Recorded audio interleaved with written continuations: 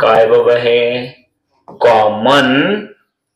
हा, त्याच्यानंतर काय बोललो आपण, इमिटर, आणि मग कनेक्शन म्हणा, अरेंजमेंट म्हणा, किंवा दुसरं काय नाव द्यायचं द्या.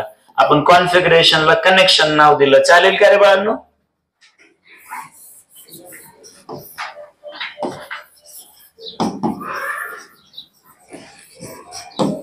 रडायच नको, समजलं का? हा, मग कॉमन इमिटर कॉन्फिगरेशन, ज्याच्यामध्ये आम्ही जोडणार काय आहोत सगळ्यांना माहित आहे, ट्रान्झिस्टर सर्किट मध्ये. म्हणजे तसंच का जोडायचं असतं वगैरे, खूप आता मोठे मोठे प्रश्न असतील आपल्या समोर, बाबा कशासाठी आहे, त्यांनी काय होतं वगैरे वगैरे. तर हे सगळं इथपर्यंत समजलं ना तुम्हाला? मग आता आपण सर्किट मध्ये घेणार आहोत अगोदर ट्रान्झिस्टर.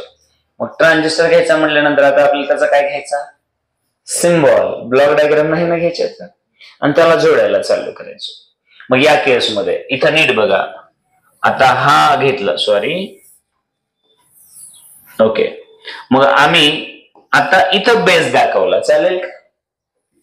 मग जर इथं बेस दाखवला, हा बेस झाला, तर तुम्हाला माहित आहे, मग तुम्ही असं केलं, साधं सोपं काम केलं, असं इकडून दाखवायचं ठरवलं, किंवा इथं डायरेक्टली घेतलं तरी चालेल, असं चला, असं डायरेक्टली घेतलं तरी चालेल. इथं तुम्ही आला आणि इथं एक घेतलं असं, तर तुम्हाला माहित आहे इथून हे एक असं दाखवावं लागेल आणि हे असं एक दाखवावं लागेल, बरोबर आहे ना? मग आता मी ट्रान्झिस्टर वापरणार आहे या केसमध्ये NPN. मग नीट लक्ष द्यायचं की हा आमच्यासाठी आहे बेस. मग तुम्हाला समजलं असेल की या केसमध्ये बाळांनो, इथं जे आहे, इथं याला मी म्हणणार आहे इमिटर, म्हणजेच माझ्यासाठी हे काय होणार आहे, बेस इमिटर जंक्शन. काय होणार आहे, म्हणजे याला तुम्ही बेस आणि जंक्शन एकत्र आलं नाही, तर तुम्ही मला सांगा याला नक्कीच मला काय म्हणावं लागेल, म्हणजे हे कलेक्टर आणि बेस होणार. राहिलेलं लक्षात येतं तुमच्या. मग आता मी याला इकडं जोडलं आणि मी असं केलं बघा, मी एकदम बेसिक घेतलं, त्याच्यामुळे खूप खूप म्हणजे त्याचा अँप्लिफायर कसा बनला काय काय खूप डिटेल मध्ये होणार आहे, पण आता हे साधच होतं, पहिली पायरी मध्येच झालं. आता शांत डोक्याने बघा, इथं तुम्हाला समजायला पाहिजे, मी याला म्हटलं इनपुट, म्हटलं काय म्हटलं, इनपुट, आणि याला म्हटलं आउटपुट. हे बाळांनो, इनपुट आणि आउटपुट आता जे मी लिहिले ना, पुढे तुम्ही कंपॅरिझन करणार आहे, एकदम साध्या सोप्या भाषेत जर बोलायचंच म्हटलं तर आता इकडे बघा, इथं मी यालाच मजा म्हणून दाखवतो, एक इंटरेस्ट क्रिएट व्हावं म्हणून. काय दिसतंय हे, म्हणजे हे काय आहे तुमच्यासाठी, स्पीकर आहे. स्पीकर म्हणजे हा इथला बरं का. मग हा कोण आला, माईक ना, हा कोण आहे, स्पीकर आहे. हा कोण आहे, हा. मग नक्कीच बाळांनो या केसमध्ये इथं तुम्ही हे असं म्हटलं तरी चालतं थोड्या वेळासाठी, याला तुम्ही म्हटलात माईक, म्हटलात काय म्हटलात, माईक. मग मी जो बोलतोय मी, तो सिग्नल कुठं जातोय, माईक मध्ये. मग माझा आवाज एवढा आहे, तुम्हाला कळाला असेल माझा आवाज, आणि तुम्हाला ऐकू किती येतो तोही कळाला तुम्हाला. मग विदाऊट माईक, बरोबर, म्हणजे सॉरी, मी ज्याला इनपुट देतोय तो इनपुट कोण आहे, तर माईक घेतोय, बरोबर ना, आणि आउटपुट द्यायचं काम कोण करतोय, स्पीकर करतोय. हा, मग हा आहे माईक आणि हा आहे स्पीकर, हे आहे इनपुट आणि हे आहे आउटपुट, आणि हे आम्ही अशा पद्धतीने जोडले. मग ही केस अशा पद्धतीने आम्ही जोडत असताना नेमकं काय घडतं, कसं घडतं, हे सगळं बघणार आहोत आपण आता. तर याच्यामध्ये बघा आम्ही वापरलाय कॉमन इमिटर. अरे बघा ना, इमिटर याच्याच बरोबर पण आहे, याच्या बरोबर पण आहे. मग या केसमध्ये आता फक्त याला द्यायचं काम आहे डायरेक्शन्स. तर वापरले कुठलं रे सर्किट, NPN. मग जर आम्ही NPN वापरलंय म्हटल्यानंतर या इमिटरकडे खूप सारे इलेक्ट्रॉन्स असतील ना, कारण तुमचा हायली डोप्ड कोण असतो, सगळ्यात जास्त इम्प्युरिटी कोणाकडे असते, इमिटर. सगळ्यात जास्त कोण चार्ज कोणाकडे असणार, आणि मग NPN मध्ये सगळ्यात जास्त इलेक्ट्रॉन असणार ना याच्याकडे. मग ते इलेक्ट्रॉन कुठं जायचं बघणार, बेस मध्ये जाय. म्हणजेच हा इमिटर घेतला तर हे इलेक्ट्रॉन कुठं जाणार आहे, बेस कडे. मग आम्हाला इलेक्ट्रॉन ज्या डायरेक्शनने जातात ते दाखवायचं काय, एक्झॅक्टली उलट. म्हणजे आम्हाला हे असं दाखवावं लागेल, म्हणजेच आम्हाला हे असं दाखवावं लागेल, म्हणजेच आम्हाला हे असं, म्हणजे ह्या दोन्हीकडून इथं येतं असं दाखवावं लागेल. रिअल मध्ये काय होतं, हा एकटा टाकतो ह्या दोघांकडे. हे असं असतं खरं तर, पण आम्हाला दाखवावं काय लागतं, या दोघांकडून इकडं उलट दाखवतो आपण नेहमीच. मला वाटतं हे 9th स्टँडर्डला तुम्हाला माहित असतं. तर मग अशा पद्धतीने आपण एक इमिटर हा कलेक्टर सोबत पण जोडणार आहोत आणि बेस सोबत पण जोडणार आहोत बाळांनो. आणि सगळ्यात महत्वाची गोष्ट, हे कॉन्फिगरेशन सगळ्यात पॉप्युलर कॉन्फिगरेशन आहे. का? कारण तुम्हाला थोड्याच वेळात समजेल. त्यासाठी तुम्हाला स्टडी करावं लागेल common emitter characteristics, input characteristics आणि आउटपुट कॅरेक्टरिस्टिक्स. पण त्यासाठी ट्रान्झिस्टर मात्र कसा जोडणार आहोत, कॉमन इमिटर कॉन्फिगरेशन मध्ये. आणि मग तेच कॉन्फिगरेशन आम्ही वापरणार आहोत ऍम्प्लिफायर म्हणून. मॅक्झिमम केसेसमध्ये ऍम्प्लिफायर तसाच का वापरला जातो हेही सांगितलं जातं तुम्हाला. पण याचं साधं सोपं कारण बाळांनो, तुमच्या लक्षात आलं असेल की बेसला आम्ही काय दिलेलं आहे, इनपुट, आणि कलेक्टर आम्हाला काय देत असतो, आउटपुट. मग हे सगळं एकदम डिटेल मध्ये सांगणार आहे मी. तर एवढं तरी ऍटलिस्ट करायला आहे का, नक्की तुम्हाला समजलंय का? मग मला सांगा आता, जर हाच पीएनपी असता ट्रान्झिस्टर तर हे ऍज इट इज राहिलं असतं, फक्त डायरेक्शन मात्र चेंज झालं असतं. याच्यापेक्षा वेगळं काही तिथं आहे का, तुम्ही मला सांगा. हा, मग याच ट्रान्झिस्टरला बायपोलर जंक्शन ट्रान्झिस्टर किंवा पीएन जंक्शन ट्रान्झिस्टर सुद्धा बोलतात. नावात कन्फ्युज होण्यासारखं काही नाही. तर मला सांग, इथपर्यंत तुम्हाला समजलेलं आहे का नक्की? 100% लक्षात आलं. तर प्लीज एवढी एक डायग्राम तेवढी ड्रॉ करा बरं मुद्दाम, कारण पुढे तुमच्याकडून असा डायग्राम शक्यतो होत नाही, तुम्ही कंटाळा करता आणि स्टेट बोर्डामध्ये मग सोपं सुद्धा अवघड होऊन बसतं. चला पटकन करायचंय, फास्ट. 2 मिनिटं वेळ सफिशियंट आहे डायग्राम ड्रॉ करायला. 2 मिनिटांचा वेळ पटकन घ्यायचंय.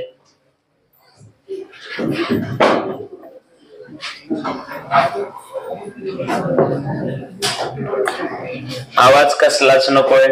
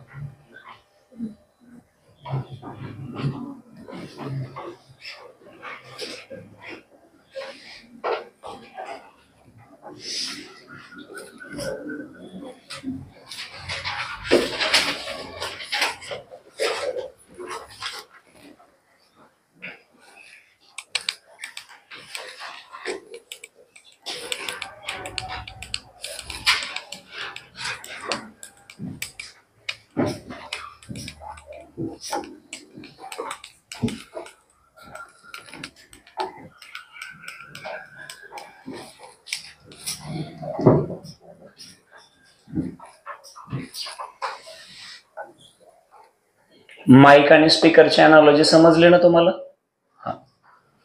हा माझा इथला खरा आवाज आणि हा या स्पीकर मधून येणारा आवाज, म्हणजे आवाज मोठा झाला, स्ट्रेंथ वाढवलेली आहे. ते काम करतं ऍम्प्लिफायर. पण त्यासाठी आम्ही असं वापरावं लागतं ट्रान्झिस्टर, म्हणजे ट्रान्झिस्टरच ऍम्प्लिफायर म्हणून काम करतं. मग आता ही पहिली पायरी. आता मग याला वर्कआउट करण्यासाठी याच्यात काय चेंज करावं लागतं तेही बोलणारच आहे.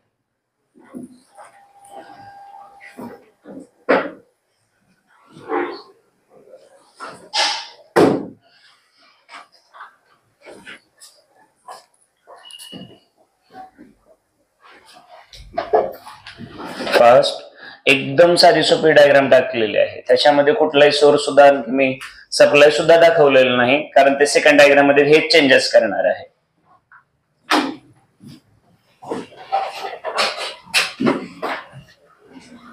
झालं का?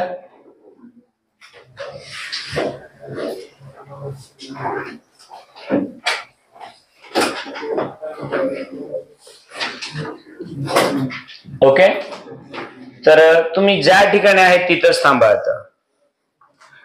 तर आता आपण परत एकदा बघा, आपण एवढी बेसिक डायग्राम काढली की तो कुठलाही सप्लाय सुद्धा मी आणखी दिलेला नाही.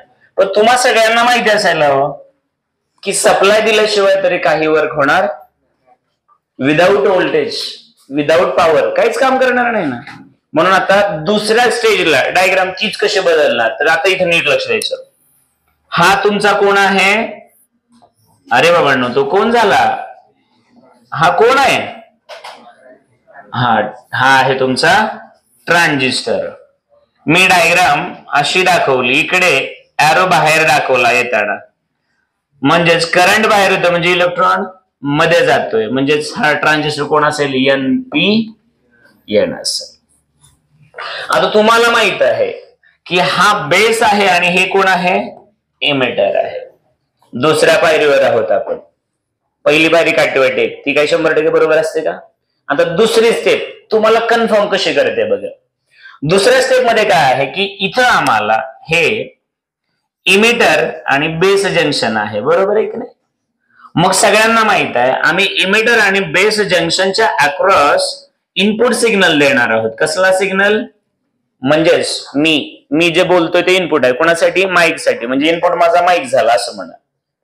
आणि मग हे व्यवस्थित काम करण्यासाठी तुम्हा सगळ्यांना माहित आहे की बेस इमिटर जंक्शन मला या ठिकाणी काय करावं लागेल, तर मला फॉरवर्ड बायस करावं लागेल, बरोबर आहे की नाही? मला काय करावं लागेल? Forward bias. मग फॉरवर्ड बायस जर करायचंय तर तुम्हाला माहित आहे निगेटिव्हला काय द्यावं लागतं? निगेटिव्ह. फॉरवर्ड बायस निगेटिव्हला सेम. म्हणजे आपण असं केलं तर चालेल का रे बाळांनो? हा. आणि मग दुसरी गोष्ट मी हे असं दाखवलं, चालतं का मला सांगा? मग निगेटिव्ह पॉझिटिव्ह किंवा एकदम थोडा, हा सिग्नल खूप छोटा असतो, मी तुम्हाला याच्या अगोदर सांगितलं. Negative positive. मुद्दा असा आहे की हे याला म्हटलं व्होल्टेज अक्रॉस इमिटर बेस, किंवा तुम्ही म्हणाल व्होल्टेज अक्रॉस बेस इमिटर असं म्हटलं तरी चालेल. मग हे व्होल्टेज कमी असतं का? कारण तुम्हाला माहित असायला हवं इमिटर बेस जंक्शन तुम्ही फॉरवर्ड बायस करता आणि फॉरवर्ड बायसचा रेजिस्टन्स जास्त असतो का कमी असतो? खूप. मग जर रेजिस्टन्स खूप कमी आहे तर त्याच्यातून करंट फ्लो करण्यासाठी व्होल्टेज जास्त लागतं का? विरोध कमी आहे, मग थोडे व्होल्टेज आले की इझिली करंट फ्लो होणार ना. त्याच्यामुळे हे व्होल्टेज कमी ठेवलं जातं. कॉन्सेप्ट क्लिअर झाली काही आता? नक्की. मग आता मी इकडे आलो. आता तुम्हाला माहित आहे हा पण निगेटिव्हच आहे, NPN. म्हणजे इकडे आम्हाला काय करावं लागेल, तर तुम्हाला माहित आहे negative positive strong positive supply द्यावा लागेल. आणि मग त्याच्या अक्रॉस आम्हाला काय भेटणार आहे, तर थोड्या वेळापूर्वी तुम्ही याला काय म्हटलं होतं? स्पीकर म्हटलं होतं. आणि मग याला म्हटलं व्होल्टेज अक्रॉस एक तर कलेक्टर बेस, सॉरी आता इमिटर घेतला ना, कलेक्टर इमिटर तर म्हणा, बरोबर आहे की नाही? नसेल तर असंच म्हणावं लागेल, काय विषय नाही. उलट सुलट केले इमिटर कलेक्टर म्हणाल, याचाच काय विषय. मग इमिटर बेस म्हणा, इमिटर कलेक्टर म्हणा, काही विषय नाही. इमिटर कलेक्टर म्हटलं. आता तुम्हाला लोकांना कळायला पाहिजे ही एक बॅटरी आणि ही दुसरी बॅटरी, कुठल्या बॅटरीचं व्होल्टेज जास्त पाहिजे? तर नक्कीच या VEC, बरोबर आहे ना, व्होल्टेज अक्रॉस इमिटर अँड. का बरं बाळांनो? कारण तुम्हाला माहित आहे हे जंक्शन आता कसं ठेवावं लागेल?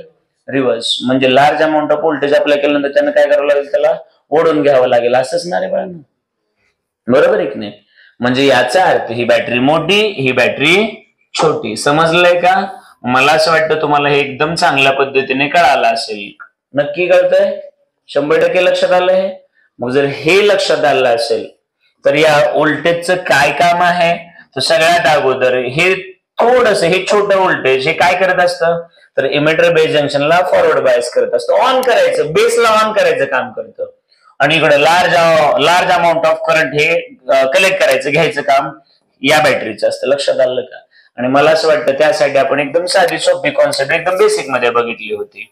ती म्हणजे समजा इकडे तुमचा इमिटर आहे, मध्ये तुमचा बेस आहे आणि इकडे समजा कोण आहे? कलेक्टर. मग हा मध्ये इलेक्ट्रॉन्स टाकतोय. तुम्हाला माहित आहे बेस मध्ये खूप खूप खूप कमी इम्प्युरिटी टाकलेली आहे, त्याच्यामुळे मॅक्झिमम इलेक्ट्रॉन इथं पोहोचतील आणि हे इकडे काय करावं लागतील? पुल करून घ्यावे लागतील, ओढून घ्यावे लागतील. आपण स्टडी केलं ना हे सगळं? आठवते ना सगळं? मग जर हे सगळं समजलं असेल बाळांनो तुम्हाला, तर तुमच्या एक लक्षात आलं असेल की मग आम्ही बेसला थोडस इनपुट देणार आणि कलेक्टरला खूप खूप खूप खूप मोठं जास्त काय घेणार, आउटपुट घेणार. मग थोड्याच जास्त करायचं, वीकचं स्ट्रॉंग करायचं काम कोण करत आहे, तर तुमच्या समोरचा ट्रान्झिस्टर. पण नीट आहे का, आता नीट आहे का, मी परत एकदा हे डायग्राम काढणार आहे. हे डायग्राम मी म्हटलं बाळांनो, ही डायग्राम 100% बरोबर नाही. मग आपण हे डायग्राम पहिल्याच लेवलला म्हणलं एवढंच काढलं, दुसऱ्या लेवलला आपण इथं आलो. पहिल्या लेवलला काहीच नाही, मी सांगितलं फक्त इनपुट देतो आणि आउटपुट. पण मजा बघा, मी इनपुट दिलंय आणि आउटपुट घेतलंय. मी एवढा हळू बोललो आणि मोठा आवाज आला. आता तुम्ही मला सांगा प्रामाणिकपणे, नीट बघा, आता मी बोलतोय आणि इथून आवाज येतोय, ह्या माझ्या छोट्या आवाजाला मोठं करायचंय. मग छोटा आवाज म्हणजे sound is a form of energy. छोटा आवाज म्हणजे कमी एनर्जी ना, आणि मोठा आवाज म्हणजे. असं मजा बघा, माझा क्वेश्चन नीट बघा. मी हळू बोलतोय म्हणजे एनर्जी कशी आहे, कमी आहे, आणि मी मोठा आवाज येतोय म्हणजेच याचा अर्थ हा ऍम्प्लिफायर काय करतोय, तर छोट्या आवाजाचा मोठा आवाज म्हणजे छोट्या एनर्जीची मोठी एनर्जी, म्हणजे कमी एनर्जीचं काय करतोय, मग हा एनर्जी प्रोड्यूस करायला लागला काय. आणि तसं जर झालं तर तुम्ही म्हणाल बापरे कसं शक्य आहे, कारण सायन्स मधला फंडामेंटल रूल आहे, एनर्जी नाही तर बी. हा एनर्जी क्रिएट करायला का काय, त्याला चार्जिंगला लावला होता ना, बरोबर की नाही. मग ती चार्जिंग म्हणजेच एनर्जी ना, ती एनर्जी वापरून तो माझा आवाज मोठा करतोय. लक्षात आलं का. म्हणजे याला जर हा वीक सिग्नल मोठा करायचा असेल तर त्याला एनर्जी लागेल ना. मग आता तुमच्या लक्षात आलं का काय काम आहे यांचं, ते समजलं आहे का. मग जर हे नाही ड्रॉ केलं, याच्या अगोदरच ड्रॉ केलं तर ते सर्किट 100% व्हॅलिड होतं का, तर होत. इथपर्यंत ओके आहे का, सगळं समजलंय का. मग आता तुम्हाला आता हे कळालं असेल की याच्यामधून जाणारा बेस कडे चालला म्हणजे तो बेस करंट, बरोबर आहे का. कलेक्टर मधून चालला तो कलेक्टर करंट, आणि हे दोघं एकत्र येऊन इथे आले म्हणजे तो कोण असेल, इमिटर करंट, बरोबर आहे की नाही. असंच असते ना. मला सांगा, सेन्स टोटल करंट कुठं असतो, बेस कडे असतो, कलेक्टर कडे, इमिटर कडे. जोरात बोला रे. म्हणजे total emitter current is equal to base current plus, असंच असतं ना, कन्झर्वेशन ऑफ चार्ज प्रिन्सिपल, बरोबर आहे का. आणि म्हणून आता आपण एकदम याचं व्यवस्थितपणे एक्सपेरिमेंटल अनालिसिस करणार आहोत. प्रयोग चालू आहे. मग प्रयोग म्हटलं की तुम्हाला माहित आहे, व्होल्टेज कमी जास्त करावं लागतं, करंट कमी जास्त करावं लागतं, व्होल्टेज मोजावं लागतं, करंट मोजावं लागतं, व्होल्टेज मोजण्यासाठी व्होल्टमीटर ठेवावं लागतात, करंट मोजण्यासाठी अॅमीटर्स ठेवावं लागतं, सगळं सेटअप लागतं ना. म्हणजे खूप मोठी डायग्राम लागत असते. असंच असतं ना, असंच असतं ना. मग याच डायग्रामला आपण आता खूप मोठ्या करणार आहोत, समजलं का. ओके. आणि मग ते डायग्राम बघूया आणि मग त्याची इनपुट कॅरेक्टरिस्टिक्स आणि आउटपुट कॅरेक्टरिस्टिक्स आपल्याला स्टडी करायचे. समजलं आहे का, मी काय बोललो, कळालं का ते एकदम व्यवस्थितपणे. ओके. मग हे जर कळालं असेल तर इकडे पण व्होल्टेज बदलणार एक सेटअप करावं लागेल आणि इकडे पण व्होल्टेज चेंज करणार एक सेटअप करावं लागेल. म्हणजे तुमच्या लक्षात आलं असेल, पहिली पायरी, दुसरी पायरी, आणि आता आपण घेणार आहोत तिसरी पायरी. चालेल का आता. मग इथपर्यंत सोबत आहात का माझे तुम्ही, काय कुठलं कॉम्प्लिकेशन, काय अवघड असं वाटले काय, एकदम साध्या सोप्या भाषेत आहे. आणि तरी सुद्धा आता तिसऱ्या स्टेपला आणखी स्लो करतो. इकडे बघा. चला मग लागायचं का मला. मग नक्कीच तुमच्या स्क्रीनवरती हा तुमचा कोण असणार आहे, ट्रान्झिस्टर. मग हा घेतला बेस, चालेल का. याला घेतलं इकडे खाली, याला थोडस वरती घेऊन मी असं ड्रॉ केलं. आता जरा चांगलं करू म्हणजे चालेल ना. मग इकडे बघा मी काय करतो ते, याला थोडस आणखी इकडे वाढवलं आणि मग ठरवलं की आपण याच्या अक्रॉस एक सिग्नल देऊया. म्हटलं तर पॉझिटिव्ह निगेटिव्ह समजा असा सिग्नल दिला, आणि आता त्याच्यामध्ये चेंजेस करायचे आहेत. म्हणजेच तुम्हाला कळालं असेल मी काय करतोय ते. आणि मग नीट बघा, आता इथंच किंवा ह्याला इथं कुठे घेतलं तर चालेल.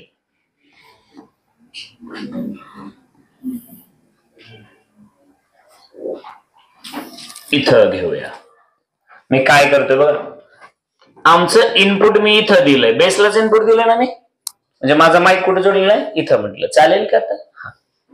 आता तुम्हाला माहित आहे की हा बेस आहे, म्हणजेच बेस मधून जाणारा करंट मला शोधावा लागणार. आणि बेसचा करंट एवढा छोटा असतो की तो मायक्रो अँपिअर मध्ये जनरली असतो. कशामध्ये असतो? म्हणजे खूप कमी आहे, म्हणजे तो खूप वीक सिग्नल आहे, हे तर स्पष्ट आहे. मग आता याच्यातून किती करंट जातो कळालंय तुम्हाला?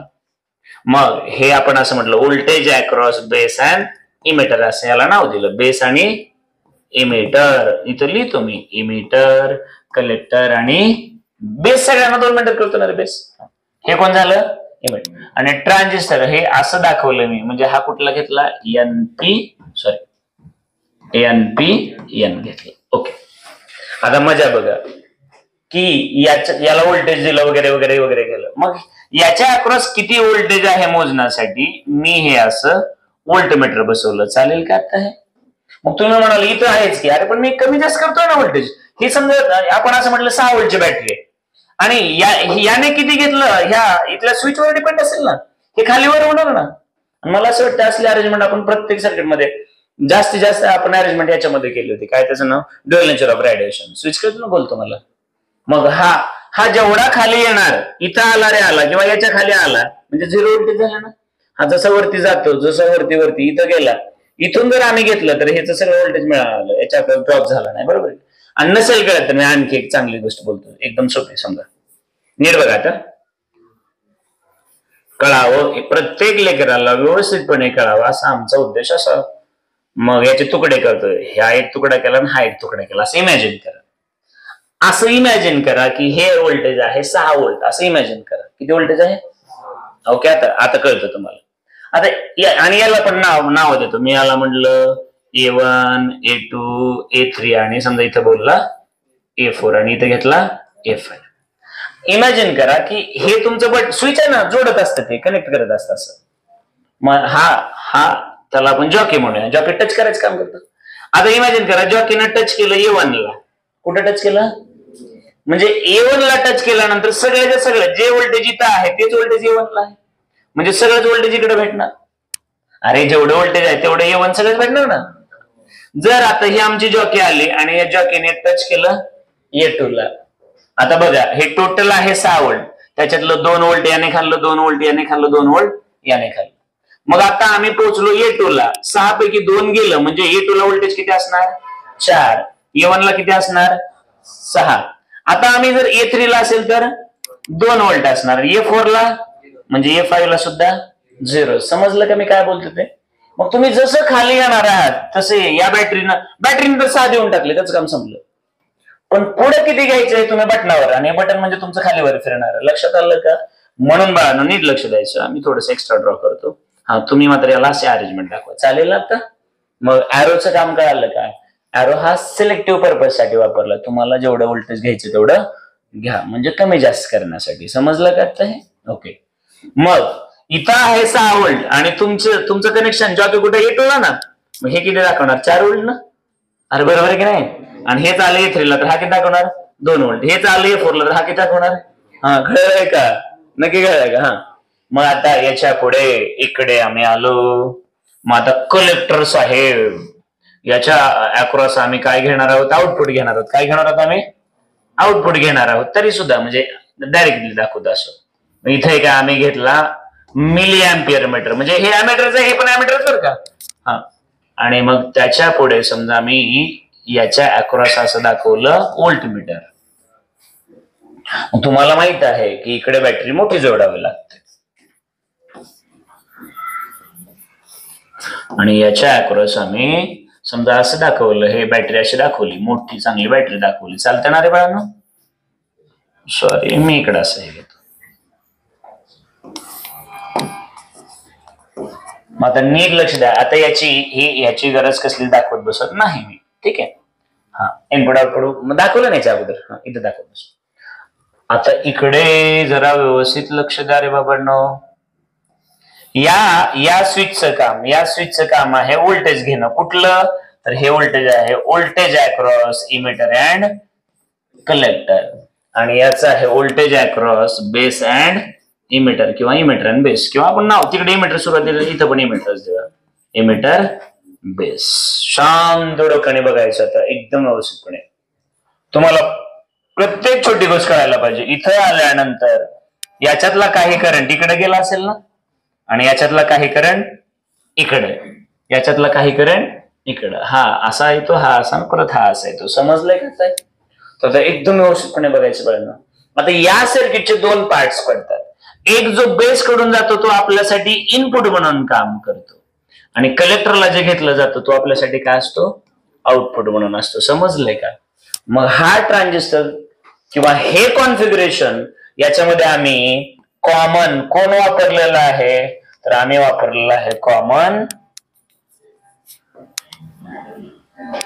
इमिटर. लक्षात आलं का? मग हा जो कॉमन इमिटर आहे बघा, इमिटर बेस कडे पण आहे आणि इमिटर कलेक्टर कडे पण आहे. तर हे सर्किट आम्हाला एकदम व्यवस्थितपणे जर समजलं तर आम्हाला एम्प्लिफायर समजला. जर आम्हाला हे सर्किट नाही समजलं तर आम्हाला एम्प्लिफायर समजणार नाही, कधीच समजणार नाही. मग याचे दोन तुकडे होतील, एक इनपुटचा आणि दुसरा आउटपुटचा. आपण याच्या कॅरेक्टरिस्टिक्स पण दोन बघणार आहोत. एक बघणार आहोत इनपुट कॅरेक्टरिस्टिक्स आणि दुसरे असेल आउटपुट कॅरेक्टरिस्टिक्स. आणि नक्कीच कॅरेक्टरिस्टिक्स म्हणलं की कुठल्या भाषेत बोलतो? करंट आणि व्होल्टेज दोघांचंच असतं. मग याच्यात पॅरामीटर किती आहेत बघा. इनपुट व्होल्टेज म्हणा, input current, output voltage, output current. म्हणजे टोटल किती आहे? 4 आहेत. बरोबर आहे का? आता 4 आहेत म्हणल्यानंतर 4 पैकी आपण कुठलीही एक काय करत असतो? कुठलीही एक काय करायची? कॉन्स्टंट पकडायची. कुठलीही एक कॉन्स्टंट राहिल्या, आणि त्याच्यापैकी त्या दोघांमुळे तिसरा बदलणार असतो. म्हणजे समजा ए आणि बी मुळे सी बदलणार आहे, पण डी कसा ठेवलाय? कॉन्स्टंट. मग तुम्ही असं केलं, कुठलाही एक चौघांपैकी एक कॉन्स्टंट ठेवायचा, पण कुठला ठेवायचा आणि तोच का ठेवायचा याच्यावरती चर्चा होणार आहे. पण एक जनरल बोललो मी. लक्षात आलं का? तर तुमच्या स्क्रीनवरती तुम्हाला खूप मोठं काहीतरी दिसतं, पण तुम्हाला नंतर ड्रॉ केलंच कळालं असेल. काहीच नाही. एक ट्रान्झिस्टर आहे, ट्रान्झिस्टरच्या कलेक्टरच्या अक्रॉस आम्ही काय घेतलंय? आउटपुट, आणि बेसला काय दिलंय? इनपुट दिलंय, आणि कॉमन कलेक्टरने ह्या दोघांना जोडून घेतलंय. राहिला प्रश्न, ही एक्स्ट्रा अरेंजमेंट इकडची आणि इकडची हे व्होल्टेज चेंज करण्यासाठी केलं, दुसरं काहीही नाही. समजलंय का? बटन आहे इथं कसं आहे, हे फॅनला आपल्या तसं बटन ठेवलंय. समजलंय ना? मग हे एवढं कळालं असेल तर तुम्हाला काम आहे माहितीये, हे ड्रॉ करावं लागेल तुम्हाला. पटकन ड्रॉ करून घ्यायचं. चला फास्ट सुरुवात.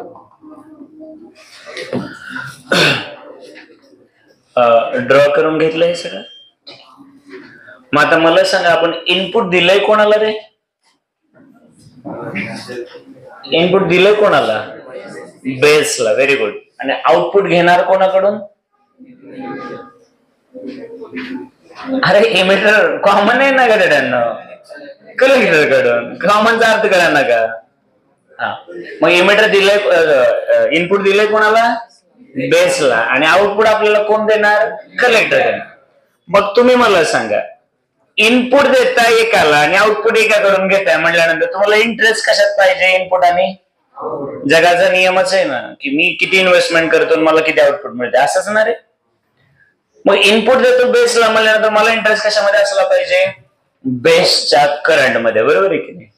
कशामध्ये असलं पाहिजे? आणि आउटपुट कोणाकडून घेतोय? कलेक्टर कडून. तर मला इंटरेस्ट कशात असला पाहिजे? कलेक्टरच्या करंट मध्ये असला पाहिजे. बरोबर आहे की नाही? किती सोपं आहे मला सांगा. मग मला इंटरेस्ट एक तर या करंट मध्ये असला पाहिजे आणि दुसरा, म्हणूनच मी तिथं म्हणजे ॲमीटर जोडलेत ना. समजलं ना सगळ्यांना? मग आता आपण इनपुट आणि आउटपुट दोन्ही एकदम व्यवस्थितपणे समजून घेऊया.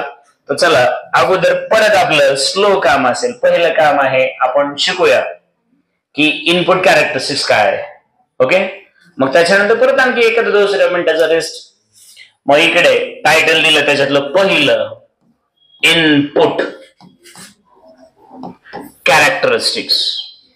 आणि याच्यामुळे तुम्हाला कळतं बरं का की ट्रान्झिस्टर नेमका कसा वागतोय सध्या. इनपुट कॅरेक्टरिस्टिक्स आहे, आणि आपण आता इनपुट समजून घेणार आहोत. तर तुम्हाला नक्कीच ग्राफिकल मेथडने जावं लागेल. नक्कीच तुम्हाला इंटरेस्ट कशामध्ये आहे? बेसच्या करंट मध्ये. बरोबर आहे का? Current flowing through the base. आणि नक्कीच इकडे व्होल्टेज अक्रॉस इमिटर बेस किंवा बेस इमिटर, तुम्हाला जे नाव द्यायचं ते द्या. आणि सुरुवात मी करणार आहे 0 पासून, कारण 0 व्होल्टेज दिलं म्हणजे जोडले ऑन नाही केलंय, पण बॅटरी जोडलं, डायरेक्ट वायर जोडलं किंवा बॅटरी जोडली आणि स्विच ऑन केला तेव्हा 0 व्होल्टेज आपल्याला होतं ना. मग सिच्युएशन समजली तुम्हाला. मग आता तुम्ही जर थोडस मागे आला तर तुमच्या लक्षात आलं असेल की मी याच्यामधला करंट बघणार आहे, पण त्यासाठी मी याला बदलणार आहे. बरोबर आहे, समजलं ना तुम्हाला. म्हणजे कमी जास्त हे होणार, म्हणजे व्होल्टेज मधला झालेला बदल हे जसं फिरणार तसं हे वेगळं दाखवणार, रिडिंग वेगळं दाखवणार आणि करंट पण बदलणार. बरोबर, मग याच्यानुसार हा बदलणार व्होल्टेज. अरे साधा सोपा नियम आहे ना, मी नेहमी सांगत असतो तुम्हाला. पाणी बॉटल घ्यायची, त्याला पुढे होल पाडायचं आणि दाबायचं. बाहेर येणारं पाणी कशावर डिपेंड आहे? आपला केलेला प्रेशरवर, पिचकारी. म्हणजेच बाहेर येणारा करंट कोणावर डिपेंड आहे? हा, प्रेशर नाही म्हणा आता, व्होल्टेज म्हणा, ईएमएफ म्हणा ना, त्या प्रेशर म्हणतात. कळलं ना. मग आता हे करत असताना हा, तर आपण इथं आलो. तर आता मुद्दा असा आहे की तुम्ही काय म्हणणार, अरे इथं तर 2 बॅटरी आहेत की, बरोबर आहे की नाही. तर 2 बॅटरी आहेत, तर नीट लक्ष द्यायचं की हे जे व्होल्टेज आहे ना, हे आपण कॉन्स्टंट ठेवत असतो या केसमध्ये. मग या केसमध्ये व्होल्टेज अक्रॉस कलेक्टर इमिटर म्हणा, हे कसे ठेवत असतो आम्ही? कॉन्स्टंट. हा कॉन्स्टंट ठेवून आम्ही एक्सपेरिमेंट करत असतो. मग आमच्यात बदलणार कोण आहे? बेसचा करंट. त्याच्यामुळे बदलणार कोण? सॉरी, बेसचं व्होल्टेज बदलणार, त्याच्यावर डिपेंड कोण आहे? बेसचा करंट. म्हणजे आम्ही हे चेक करायलोय with respect to base current, base voltage, sorry with respect to base voltage. Base voltage मध्ये जो काय बदल केला जाईल त्याच्यानुसार बेस करंट मध्ये कसा बदल होईल, एवढं आमचं टार्गेट आहे. मग पुढच्या बाजूला, आउटपुटच्या बाजूला जे व्होल्टेज दिलेलं आहे आम्ही कलेक्टरला, त्याला आम्ही कॉन्स्टंट ठेवलंय, म्हणजे त्याला मध्ये इंटरफेअर करू दिलेलं नाही. ही अगोदर आमची मेंटॅलिटी एवढी स्ट्रॉंग पाहिजे. म्हणजेच आणखी एखादं दुसरं असतं एवढा गरजेचं, एक तरी मागं राहिलं असतं, त्याला हे समजावून सांगायचंय की आम्हाला या दोन्हीमध्ये इंटरेस्ट आहे, ह्या 2 मीटरमध्ये. मग व्होल्टेज बदललं की करंट बदलणार, हे चेक करायचंय आम्हाला, आणि त्याच्यामध्ये ह्याचा इंटरफेअर होणे म्हणून ह्याला कसं ठेवलंय? कॉन्स्टंट. विषय संपला. हा, आलात का इकडे. आता मजा अशी आहे की तुम्हाला चांगलं माहित असायला हवं की जर आम्ही ट्रान्झिस्टर जर याच्यामध्ये दाखवला, काय म्हणायचं मला, ब्लॉक डायग्राम मध्ये, तर हा इमिटर आहे, हा बेस आहे आणि हा कलेक्टर. मग तुम्हाला या दोघांमध्ये इंटरेस्ट आहे आता इनपुट कॅरेक्टरिस्टिक्स मध्ये. कशामध्ये? बेस आणि इमिटर मध्ये. तर हे दोघांचा विचार केला तर हे एक डायोड म्हणून काम करतील ना, बरोबर आहे का.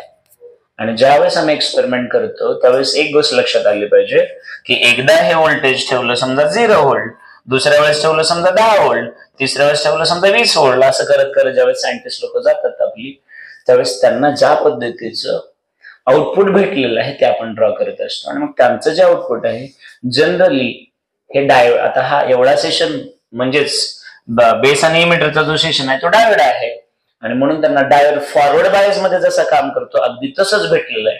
पण या केसमध्ये मात्र एक ट्रिकी गोष्ट आहे की जेव्हा हे कलेक्टर आणि इमिटरचं व्होल्टेज कमी असतं तेव्हा अगोदर ग्रोथ होते करंट मध्ये. जसं जसं तुम्ही व्होल्टेज वाढवता, कोणाचं? कलेक्टरचं बरं का, तसं तसं ग्रोथ नंतर होते. म्हणजे एक साधं उदाहरण समजा आम्ही इथं घेतलं हे 0.6 व्होल्ट घेतलं, इथं दाखवलं 0.7 व्होल्ट, इथं दाखवलं 0.8. म्हणजे जनरली 0.6 to 8 मध्ये ग्राफ तुम्ही बाकीचा व्यवस्थित समजून घ्या किंवा मी दाखवतो असं थोडस नीटच दाखवतो. हे दाखवलं आपण 2, 4, 6 आणि थोडस नीट दिसावं म्हणून हे 2 0.2 व्होल्ट, 0.4 व्होल्ट, 0.6 व्होल्ट आणि हे 0.8 व्होल्ट. हे व्होल्टेज किती कमी आहे समजायला तुम्हाला. हे जनरली 1-2 च्या आसपास, आणि मॅक्झिमम चेंजेस 1 ते 2 व्होल्ट मध्ये होतात. तरी पण मी तुम्हाला जिथं ज्या ठिकाणी मधलं पोटेन्शियल बॅरियर तुटतं ना ती कॉन्सेप्ट शिकवतो. मग जर समजा तुम्ही 0 व्होल्टेज ठेवलं सुरुवातीला तर तुम्हाला याच्यामधला जो करंट आहे हा असाच वाढलेला दिसतो. जर तुम्ही व्होल्टेज वाढवलं, कोणाचं? हे कॉमन कॉन्स्टंट ठेवणार हे वाढवत गेलं म्हणजे कोणाचं? इमिटर बेसचं, म्हणजे इथलं हे व्होल्टेज वाढवताय तुम्ही 0.678 च्या आसपास आला की करंट एकदम वाढतोय. आणि तेव्हा एक 0 ठेवलं होतं, आता परत हे 10 ठेवलं आणि हे परत 0 पासून वाढवत गेला.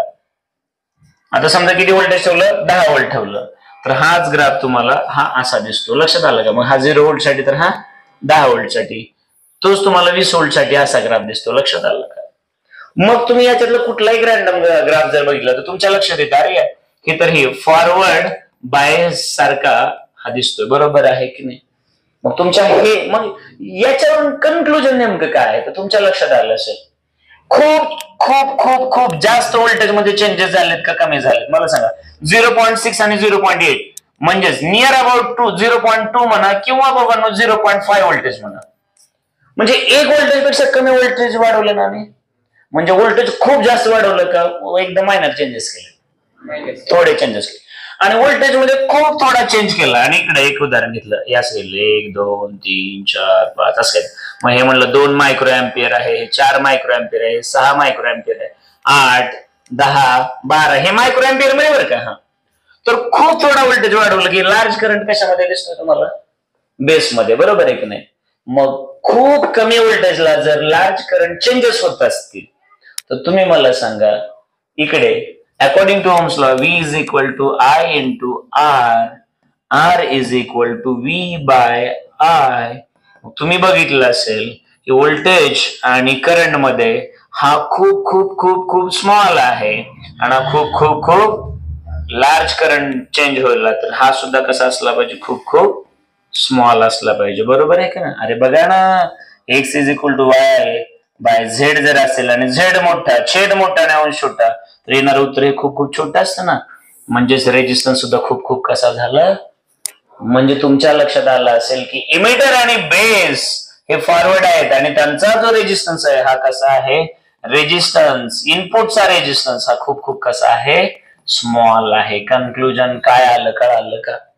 म्हणजेच या केसमध्ये जर आम्ही ट्रान्झिस्टर असा जोडला तर या बेस आणि इमिटर जंक्शनचा रेजिस्टन्स बेस आणि इमिटर जंक्शनचा कसा आहे? खूप खूप खूप खूप स्मॉल आहे. कन्क्लुजन कळालं का?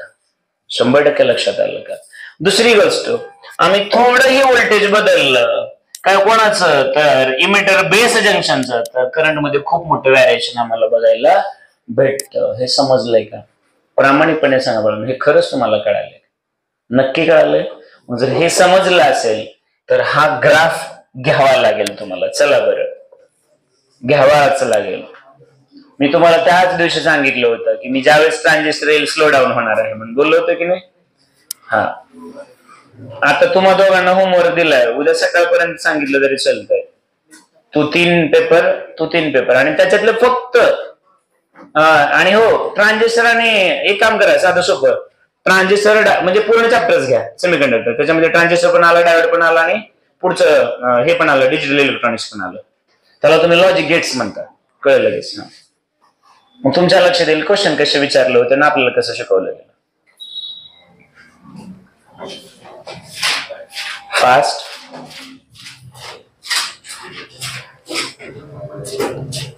थोडीशी स्पीड वाढवा.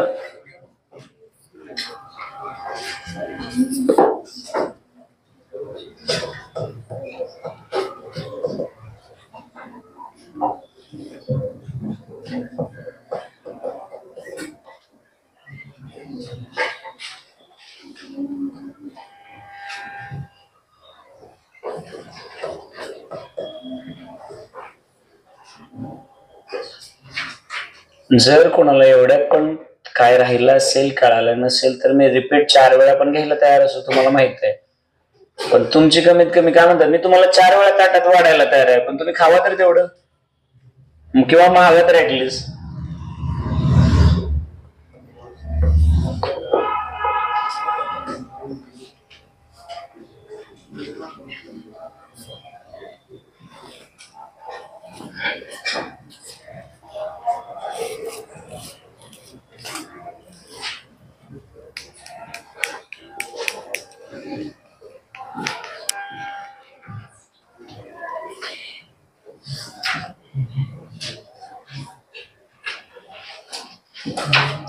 मग सुरुवातीला जे इनपुट आहे त्याला रेजिस्टन्स खूप कमी आहे ना.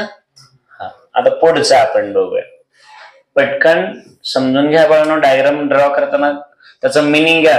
आणि हे जे लिहित आहे ना व्होल्टेज कोणाच्या अक्रॉस आहे तर हे बेस आणि इमिटरच्या म्हणा किंवा इमिटर आणि बेसच्या म्हणा, हे लिहा व्यवस्थित, समजून घ्या तिथं पटकन.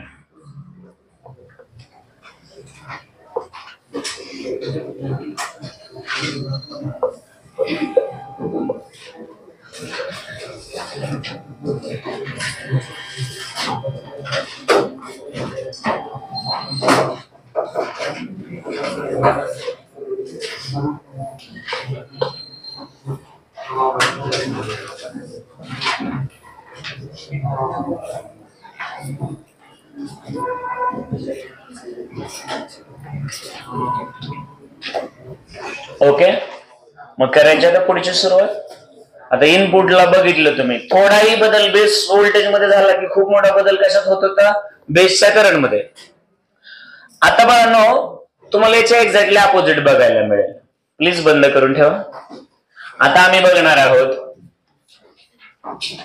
Output characteristics. पण हे कोणाचं चालू आहे? तर हे चालू आहे कॉमन इमिटर कॉन्फिगरेशनचं. बरोबर आहे ना? इमिटर कसा जोडलाय? कॉमन मध्ये ना. कुणाचा? ट्रान्झिस्टरचा. असंच ना? हा, बंद करा. परत एकदा प्लीज समजून घ्या काय सांगायचं त्यांना ते. तर आता आम्ही आउटपुट मध्ये आलो. मग आउटपुट मध्ये आल्यानंतर व्होल्टेज अक्रॉस कलेक्टर आणि इमिटर असतं ना, का आउटपुटला बेस असतो? समजलंय ना? मग करंट सुद्धा इकडं कोणाच्या अक्रॉस असणार? कलेक्टरच्या. अरे इनपुट कोणी दिलंय? बेसने. आउटपुट कोण देणार? आणि इमिटर दोघांना कॉमन असणार. हा, आणि या केसमध्ये हा करंट असतो मिली अँपियर मध्ये. कशामध्ये? बेसचा करंट कशात होता? मायक्रो मध्ये. ह्याचा कशात आहे? असं कसं होईल? असं कसं शक्य आहे? अरे बाबांनो, आठवलं का बघ?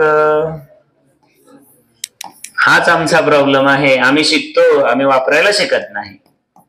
नीट बघा आता. हा तुमचा इमिटर, हा तुमचा याच्याकडे खूप मोठा फ्री चार्ज आहे. म्हणजे याच्याकडे 100 इलेक्ट्रॉन्स आहेत. किती आहे?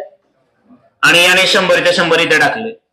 याच्याकडे खूप कमी जागा आहे आणि याच्यातला एकच इलेक्ट्रॉन इकडे आला. मागच्या वेळेस मी 5 घेतले, आठवतं का? आता किती घेतला? 1 घेतला. आणि राहिलेले 99 इकडे आले. मग मी म्हटलं करंट थ्रू बेस आणि करंट थ्रू कलेक्टर. मग जेव्हा एक एवढा करंट आहे, युनिट काय द्यायचं ते द्या तुम्ही. जेव्हा एक एवढा करंट आहे तेव्हा 99 पटींनी कुठं करंट वाढलेला असेल? मग करंट कुठं जास्त दाखवला मी? कलेक्टरला, बेसला. मग मी असंच काहीतरी तिकडे दाखवले ना. हा, म्हणजे नवीन काय आलंय का? मग आता इथं बेसच्या अक्रॉस कशामध्ये दाखवला? Micro ampere. म्हणजे 1 समजा, आणि त्याच्या 99 पटीने वाढवला असं इथं समजा. चालतंय ना? सुंदर कॉन्सेप्ट आहे की नाही? म्हणजे तुम्हाला हे सगळं शिकवलं होतं की नाही बघा. मग आता इकडे मला इंटरेस्ट आहे कलेक्टर मधून फ्लो होणाऱ्या करंट मध्ये, आणि कलेक्टरच्या अक्रॉस किती व्होल्टेज अप्लाय केलं याच्यासाठी. मग हे व्होल्टेज जसं जसं वाढणार तसं याच्यातला करंट वाढणार, मान्य. पण हे करत असताना शांत डोक्याने एक गोष्ट लक्ष द्यायची, ती म्हणजे आता बेसचं करायचं काय? बेसचं काय करायचं? त्यांना डिस्टर्ब करू नये म्हणून या केसमध्ये बेसचा करंट कॉन्स्टंट ठेवला जातो. काय केलं जातं? व्होल्टेज नाही. इकडे व्होल्टेज ठेवलं होतं, तिकडे प्रयोग चालू असताना आता काय केलं जातं? तिकडचा करंट ठेवला जातो. समजलं मी काय बोलतो? नक्की. आता एकदम शांत डोक्याने बघा. समजा आपण असं केलं, 1 2 3 4च केलं. हा 1 मिली अँपियर, हा 2, हा 3 आणि हा 4. याच्यामध्ये नी व्होल्टेज, क्रिटिकल व्होल्टेज नावाचे कॉन्सेप्ट आहे. मग तुम्हाला आठवत असेल किंवा नसेल, मी परत एकदा ड्युअल नेचर ऑफ रेडिएशन त्या चॅप्टर मध्ये जातो. मला सांगा रे बाळांनो, ही एक प्लेट आणि ही दुसरी प्लेट आहे. बघा आता, याने समजा 5 इलेक्ट्रॉन बाहेर फेकले. किती इलेक्ट्रॉन बाहेर फेकले? 5 इलेक्ट्रॉन बाहेर फेकले. आणि समजा इथं व्होल्टेज आहे सुरुवातीला 0 व्होल्ट. किती आहे? आता त्याने हळूहळू व्होल्टेज वाढवायला चालू केलं. मग समजा त्याने व्होल्टेज केलं 1 व्होल्ट. 1 व्होल्ट असताना हे 2 इलेक्ट्रॉन इकडे आले. पुन्हा केलं 2 व्होल्ट, पुन्हा हा तिसरा पण आला. पुन्हा केलं 4 व्होल्ट. 4 व्होल्टला सगळेच इलेक्ट्रॉन आले. आता 4 व्होल्टला सगळा चार्ज इकडे आला, म्हणजे फुल करंट तयार झाला. आता त्याने 5 व्होल्ट करू, 6 व्होल्ट करू, 7 व्होल्ट करू, आहे त्याचे इलेक्ट्रॉन किती? 5. मग करंट तेवढाच राहणार ना? करंट वाढायचा काय विषय तो का? कारण जेवढे बाहेर इलेक्ट्रॉन येतात तेवढे तो ओढून घेतो. कितीला? 4ला. मग 5ला पण तो ओढूनच घेणार, 6ला पण, 10ला पण, 20ला पण ओढूनच घेणार. मग पुन्हा करंट वाढेल का? त्याला म्हणायचं सॅच्युरेशन म्हणायचं. काय म्हणायचं? मग याच्यात पण एका पर्टिक्युलर व्होल्टेज, आता हे रिव्हर्स बायचं व्होल्टेज आहे, इथं जसं ठेवलं तसं जेवढा चार्ज तिथं असतो तो काय करायचा असतो, ओढून घ्यायचा असतो. आता चार्ज कुठं पडतो, बेसमध्ये. आता मला सांगा ना, इथं हे पहिलं कालचं आपलं परत सर्किट, आणि ज्यांनी तिथं खूप प्रामाणिकपणे लक्ष दिलं बघा, हा चार्ज इमिटर मधून कुठं पडणार आहे, बेस, आणि तो ओढून कोणाला घ्यायचा आहे, इकडं कलेक्टरला. मग कलेक्टरची एवढी स्ट्रेंथ पाहिजे की यातला मॅक्झिमम चार्ज ओढून घ्यायचे. त्याच्यानंतर किती व्होल्टेज वाढवलं तर तो इझिली वाढणारच आहे ना. मग इकडं एकदम व्यवस्थितपणे बघा, कारण जनरली हे व्होल्टेज जास्त असतं, पण नी व्होल्टेज जनरली 1 व्होल्टच्या आसपास होतं. पुन्हा किती व्होल्टेज आपण वाढवतो. मग आता एकदम शांत डोक्याने समजा बाळांनो, आम्ही एक काम केलं. सुरुवातीला इनिशियली आम्ही ठेवलं पहिलं बेस व्होल्टेज, बेस करंट ठेवला आम्ही. समजा एक काम केलं, 5 मायक्रो अँपियर एवढा ठेवला. किती ठेवला, 5 मायक्रो अँपियर. दुसऱ्या प्रयोगामध्ये तो बेसचा करंट ठेवला आम्ही 10 मायक्रो अँपियर. तिसऱ्यामध्ये बेस करंट ठेवला 15 मायक्रो अँपियर. मी काय करायला कळलं, हळूहळू बेसचा करंट, पण एकदा प्रयोग करताना तो तेवढाच ठेवतो. समजा आता माझा एक्सपेरिमेंट चालू आहे, तेव्हा मी हा कसा ठेवला, कॉन्स्टंट. कळलं का? मग मी प्रयोग करतोय तेव्हा या बेसचा करंट किती ठेवलाय, तर इमॅजिन करा, सुरुवातीला ठेवला मी 5 मायक्रो अँपियर. संपलं इकडचं काम.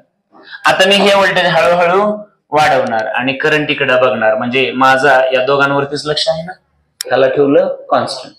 मग त्या केसमध्ये जेव्हा परत ऑब्झर्वेशन केलं तेव्हा सायंटिस्ट लोकांना हाच ग्राफ बऱ्यापैकी तुम्हाला अशा लेवलला दिसला. इथं सॅच्युरेशन वाढतं, पुन्हा तो असा वाढला. मग आता मला सांगा, तुमचा कलेक्टरचा करंट किती मिळाला तुम्हाला, जवळपास 1 मिली अँपियर. पण बेसचा करंट किती होता, 5 मायक्रो. बरं, कम्पॅरिझन करण्यासाठी सोपं लक्षात ठेवा, बेसचा करंट 5च्या रेशोमध्ये असला तरी आता तुम्ही म्हणा 1 मायक्रो म्हणा. किती म्हणा थोड्या वेळासाठी. 1 मायक्रो. बेसचा किती आहे, 1 मायक्रो. आणि त्यावेळेस कलेक्टर किती मिळाला, 1 मिली. मग मायक्रो आणि मिली मध्ये फरक कितीचा असतो, 1000चा. बरोबर आहे की नाही? म्हणजे 1000 पटीने तुम्हाला करंट वाढून भेटायला ना. मग आता विचार करा, मग जर 1 मिली म्हणजे 1000 मायक्रो आणि बेसला जर मी 5 ठेवला तर तुम्हाला किती पटीने मिळाला, 200 पटीने भेटलं. मी काय बोलायलो समजायला का? मग तुम्ही या केसला मी म्हटलं, जेव्हा बेस करंट आम्ही किती ठेवला, 5 मायक्रो अँपियर, तेव्हा कलेक्टरचा करंट अप्रॉक्सिमेटली किती भेटला, 1 मिली अँपियर. एक्सपेरिमेंट बघा. मग सायंटिस्ट लोकांनी काम केलं, हळूच तिकडचा बेसचा करंट वाढवला. किती केला, 10 केला. 10 केला आणि परत प्रयोग चालू केला. मग त्यांना परत जवळपास अशा पद्धतीने, जेव्हा बेस करंट किती आहे, 10 मायक्रो अँपियर. मग सायंटिस्ट लोकांचे हे लक्षात आलं की अप्रॉक्सिमेटली बेस करंट जेव्हा मायक्रो मध्ये आहे तेव्हा कलेक्टर करंट कशात भेटायला लागलाय, लक्षात आलं का रे बाळांनो, कशात भेटतोय.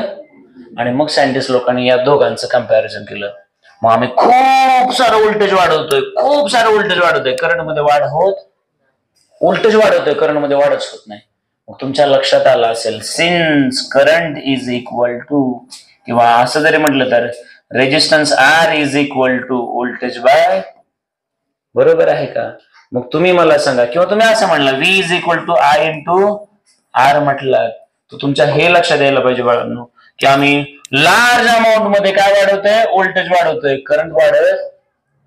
तुम्हीच विचार करा, त्या केसमध्ये आम्ही व्होल्टेज वाढवलंय पण करंट वाढायला तयार नाही. व्होल्टेज वाढवलंय, करंट वाढत नाही, म्हणजे रेजिस्टन्स ऑलरेडी खूप खूप वाढलेला आहे ना. म्हणजे याचा अर्थ आउटपुट कॅरेक्टरिस्टिक्स मध्ये तुमच्या हे लक्षात आलं पाहिजे, आउटपुट बघा, रेजिस्टन्स ऑफ आउटपुट, मी असं लिहितो, रेजिस्टन्स ऑफ आउटपुट हा कसा आहे, व्हेरी व्हेरी लार्ज आहे. समजलं का? मग इनपुटचा रेजिस्टन्स कसा होता, खूप खूप कमी, तर आउटपुटचा रेजिस्टन्स कसं वाढलाय, खूप जास्त वाढलेला आहे. आणि ह्या दोन्ही कॅरेक्टरिस्टिक्स एक्झॅक्टली अपोजिट तुम्हाला दिसतात. इनपुट मध्ये बघा रेजिस्टन्स खूप कमी आहे, तर आउटपुट मध्ये खूप खूप. दुसरी गोष्ट, बेस करंट इनपुट आहे बाळांनो आणि कलेक्टर करंट आउटपुट आहे. मग जेव्हा थोडा तुमचा बदल कशात होतो इनपुट मध्ये, तेव्हा तुम्हाला बऱ्यापैकी जास्त बदल कशात दिसायला, आउटपुट मध्ये. म्हणजे इनपुट थोडं बदललं की आउटपुट जास्त बदलायला लागलं. लक्षात आलं का? इनपुट थोडं बदललं की आउटपुट जास्त बदलायला लागलं. मग जर हे सगळं तुमच्या लक्षात आलं असेल तर आता शांत डोक्याने परत एकदा इकडे यायचंय, एकदम शांत डोक्याने बघायचंय. आणि हे सगळे ग्राफ कळणं असंच लक्षात ठेवायचं काही नाही बाळांनो. त्यातल्या कॉमन म्हणजे फंडामेंटल गोष्टी बघा. ते ग्राफ त्या त्या दिवशी त्या त्या क्षणाला तेव्हा रिव्हिजन करू आपण. आज आपल्याला काय समजून घ्यायचं सगळ्यात महत्वाचं. तर याचं कन्क्लुजन बघा. हा एक ट्रान्झिस्टर आहे. हा काय ट्रान्झिस्टर आहे आणि या ट्रान्झिस्टरला आम्ही इनपुट एक सप्लाय दिला म्हणजेच माझा आवाज दिला. माझा आवाज हा एवढा सिग्नल आहे, बरोबर आहे ना. माझा आवाज आहे हा म्हणजे तो कोण आहे इनपुट सिग्नल आहे. हा मी कुठे दिला बेसला आणि त्याच्या बदल्यामध्ये तुम्हाला काय मिळणार आहे आउटपुट आणि ते कुठे भेटायला तुम्हाला कलेक्टरला. लक्षात आलं का. मग इनपुटचं आउटपुट कशा पद्धतीने चेंज होतं मग तुम्हीच मला सांगा. इनपुट म्हणजे तुमचा आहे बेस करंट आणि आउटपुट आहे तुमचा कलेक्टरचा करंट. डोक्यात घुसायलंय का. मग इनपुट आहे बेसचा करंट तर आउटपुट का आहे कलेक्टरचा करंट. इथपर्यंत लक्षात आलं का. मग तुम्हीच एकदम शांत डोकं ठेवून इथं बघा आता की एकदम छोटा आहे तुमचं इनपुट पण त्याच्या बदल्यात आउटपुट किती भेटायले बघा. आणि हे एक्सपेरिमेंटली फाउंड केलेलं आहे आपलं. हे प्रयोगाचं आउटपुट आहे. आणि जर तुम्हाला आणखी कळत नसेल तर बघा शांत डोक्याने हे समजून घ्या मला काय बोलायचं. इकडे बघा हा आहे तुमचा बेस करंट जो घेतला अप्रॉक्सिमेटली 5 मायक्रो अँपियर. त्यामुळे त्याच्या बदल्यात तुम्हाला काय मिळाला 1 मिली अँपियर. तुम्हाला माहित आहे since 1 milliampere is equal to 1000 microampere. तुम्हीच बघा रे बाळांनो रेशो बघा रेशो दोघांचा आउटपुट बाय इनपुट असंच ना रे थोड्या वेळासाठी. मग 1 मिली अँपियर हे कधी भेटलं जेव्हा आम्ही 5 मायक्रो अँपियर दिला अप्रॉक्सिमेटली. मी 1 घेतला तर खूप मोठा फरक पडला असता. मग 1000 आणि हे 5 मायक्रो मायक्रो कन्व्हर्जन करून कॅन्सल केलं तर तुम्हाला कळालं असेल की या सर्किटने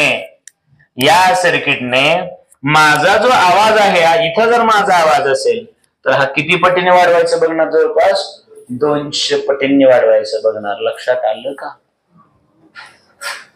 मग तुम्हीच मला सांगा जे डिव्हाइस वीक सिग्नलला स्ट्रॉंग करत असेल त्याला मी ऍम्प्लिफायर म्हणायला पाहिजे का नाही. समजलंय का आता.